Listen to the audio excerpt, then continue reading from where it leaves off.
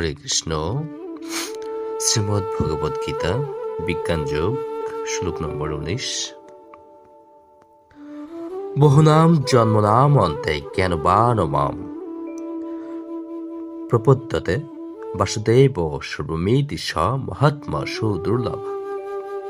অর্থাৎ বহু জন্মের পর তত্ত্বজ্ঞানী ব্যক্তি আমাকে সর্বকারণের পরম কারণ রূপে জেনে আমার শরণাগত হন, সেরূপ মহাত্মা অত্যন্ত দুর্লভ।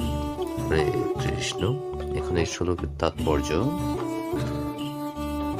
বহু বহু জন্মে ভগবত ভক্তি সাধন করার ফলে অথবা পারমার্থিক কর্ম অনুষ্ঠান করার ফলে জীবে অপ্রাকৃত বিশুদ্ধ জ্ঞান প্রাপ্ত হয় যে পারমার্থিক উপলব্ধির চরম লক্ষ্য হচ্ছেন পরম পুরুষোত্তম ভগবান। পারমার্থিক উপলব্ধির প্রারম্ভিক স্তরে সাধক যখন ভোগাসক্তির জড়বন্ধন নিবৃত্ত করার চেষ্টা করেন, তখন তার প্রবৃত্তি কিছুটা নির্বিশেষবাদের প্রতি আকৃষ্ট থাকে।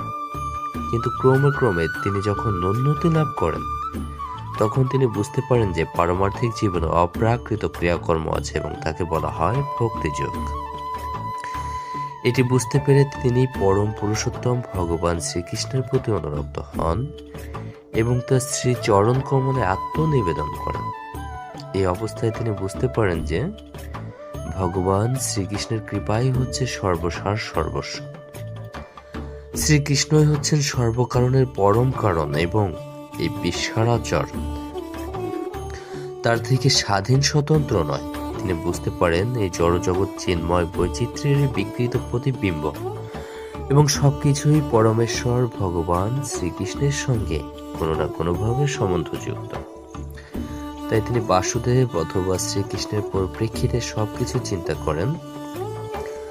বাসুদেব শ্রীকৃষ্ণকে সর্বত্র দেখার এই অভ্যাস পরম লক্ষ্য ভগবান শ্রীকৃষ্ণের প্রতি তার পূর্ণ সমর্পণ ত্বরান্বিত করে।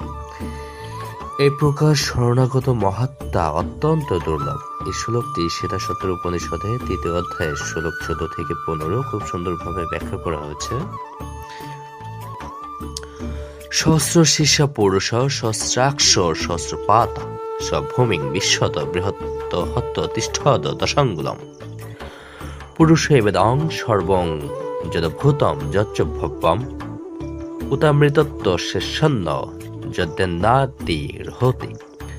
ছান্দোগ্য উপনিষদে বলা হয়েছে, ন বৈবাচন চক্ষুংসি ন শ্রোত্রাণি ন মনাংসিতাক চক্ষতে প্রাণ ইত্য বাচক্ষতে প্রাণ হব্যতানি ভবানি ভবন্তি।